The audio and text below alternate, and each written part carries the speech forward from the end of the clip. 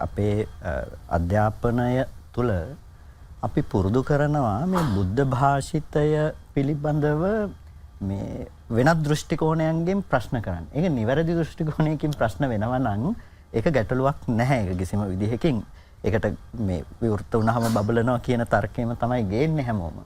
හැබැයි මේ මොකද්ද බුද්ධ දේශනාව මොකද්ද බුද්ධ දේශනාව නොවන්නේ කියන එක විනිශ්චය කිරීම සඳහා කෙනකෙනාගේ දැන් ඒක කාටද හිතෙන්නේ?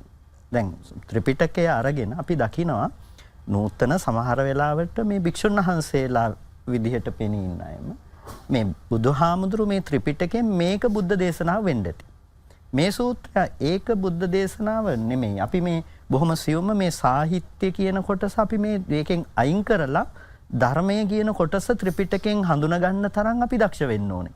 කියන මේ තර්කයේ මතවාදයේ ගොඩනගනවා අපිට ප්‍රබල ලෙස අද දකින්න පුළුවන්කම තියෙන චින්තන විදිහක්. ඒ කියන්නේ සමාජයේ පොළඹවනවා ඒ විදිහට හිතන්න. මේක ඊටාම වැරදි දෙයක්. දැන් මේක කවුද තීරණය කරන්නේ? කෙනකෙනාට හිතෙන විදිහට මේක බුදුහාමුදුරු දේශනා කරන්න ඇති.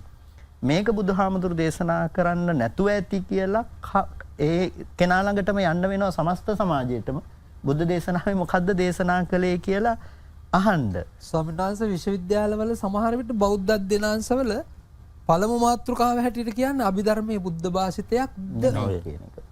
ඒක තමයි මාතෘකාව. විචාරය කරන්නේ. ඒ විචාරය කියන දේ ඒ කියන්නේ මේ ධර්මය පිළිබඳව මේ විග්‍රහ කරන්න යන මූල ධර්මයන්ගේ පදනමක් ඇතුව එපැයි යන්න. දැන් බුද්ධ දේශනාව කියලා යමක් දේශනා කරන්නේ ඒක බුදුරජාණන් වහන්සේ විසින්ම දේශනා කළ නිසාම බුද්ධ දේශනාව කියනවම නෙමෙයි. අපිට බුද්ධ දේශනාව ඇතුළෙම ශ්‍රාවක භාෂිතත් බුද්ධ දේශනාව විදිහට තමයි අපි දරන්නේ. ඒකට හේතුවක් තියෙනවා.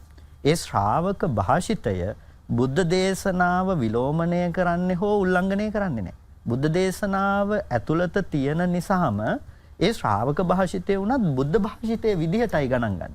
ඒක අපි ඒ නිසා තමයි මේ 84000ක් ධර්මස්කන්ධයේදී භාග්‍යතුන් වහන්සේගේ දේශනාව මේ වගේම අපි ශ්‍රාවක භාෂිතයත් මේ ඔක්කොම එකතු කරලා අපි ත්‍රිපිටකය බුද්ධ භාෂිතය කියලා කතා කරන්නේ. යම් සුභාෂිතයක් වේදේ හැම තථාගතයන් වහන්සේගේ කියලානේ කියන්නේ. කියන්නේ යම් සුභාෂිතයක් ලෝකේ තියෙනවද ඒ සියල්ල තථාගතයන් වහන්සේගේ. ඒව පැවරීමක් අපේ සම්ප්‍රදායේ තියෙනවා.